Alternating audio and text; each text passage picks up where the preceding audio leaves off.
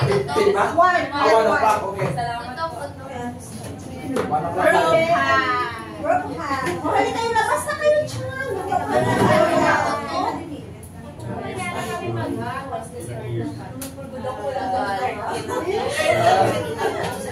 Ito na ang may makaproduce.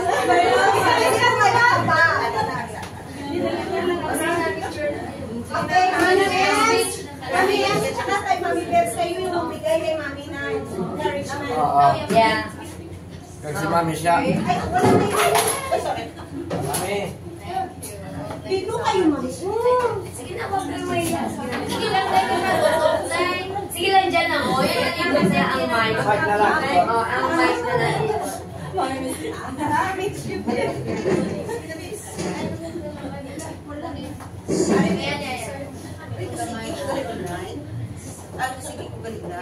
Sige pala. Good afternoon. Maraming salamat sa pagbisita niyo sa amin dito. Surely God is really good. Katulad ng hinawit niyo kanina. Sa bawat isa sa atin, mayroong talaga ang Panginoon. So, may purpose siya.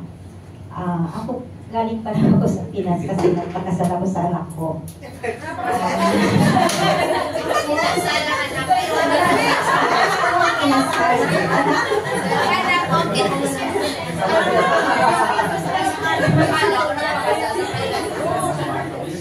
So, kayo muna.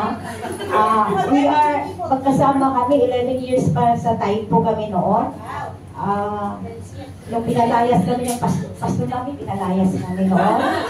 Kami, wilderness din. So, praise God and thank God na tagpuan namin itong RBC kay Pastor Jojo. So, hanggang ngayon, nandito pa rin kami, patuloy na nagagamit sa Panginoon kung ano lang yung ano. So, keep on lang notes, we know, sabi nga nila kanina, our labor is not in vain for the Lord.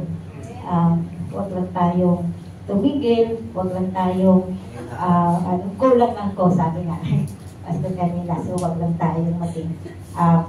Kasi yun nga, ang unang-una yung murmuring, yung pag-disobey sa Panginoon, yun ang harang sa blessing ng Panginoon sa atin. So, we are always in our prayer. Mami S, good afternoon. We're happy to have you.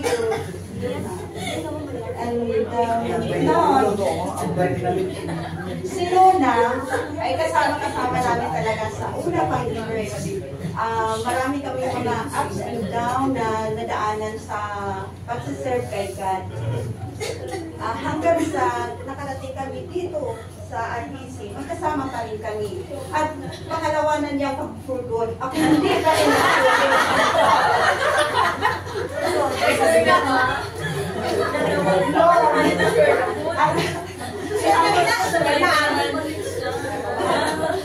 ang sabi ko lang sa iyo, nilandol kasi hindi pinakituloy lang. Makikita pa rin tayo. Alam ko, ang team song mo ay babalik ka rin. Nandito pa rin ako. Antayin kita. Amen. Ito kay Faith pa pala. Piling ka na. Response natin noon. Thank you so much. We are blessed sa aming mga visitors today. Thank you so much, RBC, for not only a family, but a true family. Because pag galing ka talaga sa Pilipinas, so one thing na hanapin mo is church. Church talaga hanapin mo. And sa church kasi, whenever you're down, whenever you're lifted up, you're nasa kasayahan, kasama mo sila in fellowship and in bonding and all that. Sa eating, kasama mo sila.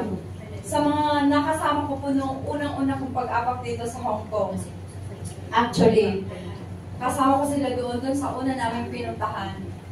Talagang, sabi nga, ang pagiging Kristiyano, hindi lang doon sa, na doon ka sa, talagang dumaan ka sa hirap or sa sacrifice or sa ano pa man, magpatuloy ka lang sa paglilingkod. Even kahit nag-iisa ka po, mag-stand, Kasi nasa isip ko, nung pinalis kami dun sa church, bahala kayo, basta ako magpapatuloy ako mag-church.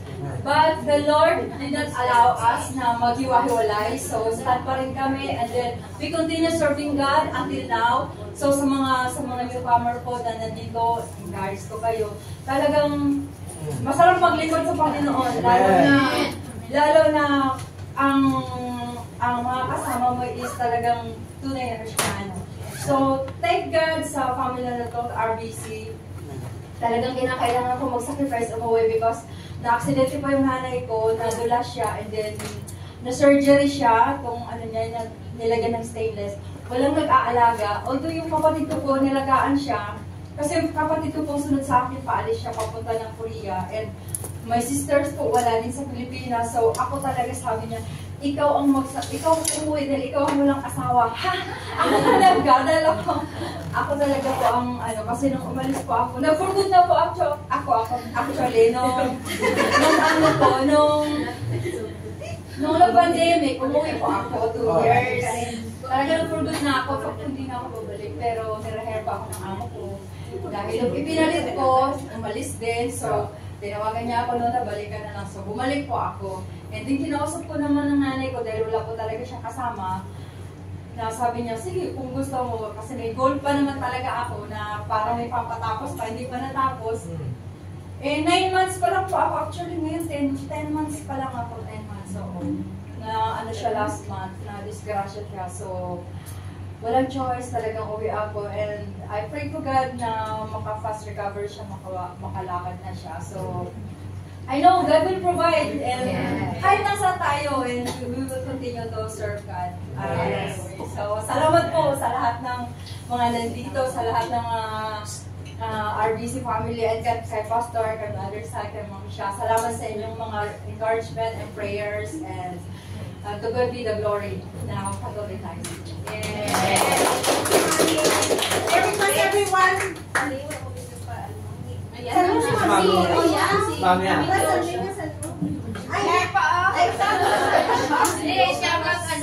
Ang CEO! Sorry, ang CEO!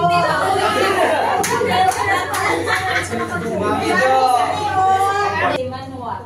Yeah. Welcome to Hong Kong po. Since magkasama po kami ever, lumipat kami dito, 2005.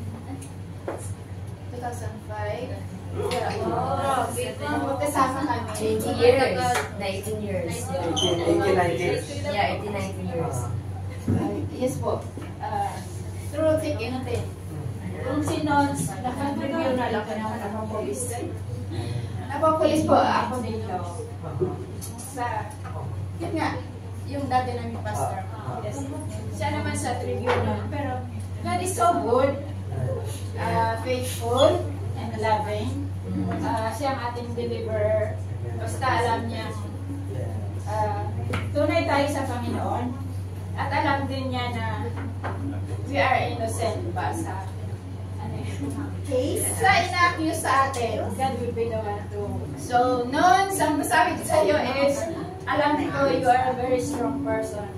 Kasi you have raised your 2 kids with the help of the Lord by yourself. So, alam ko kahit saan ka pupunta, alam ko the Lord is with you because I know God loves you and He will protect you wherever you are. And then, I know that God is our provider.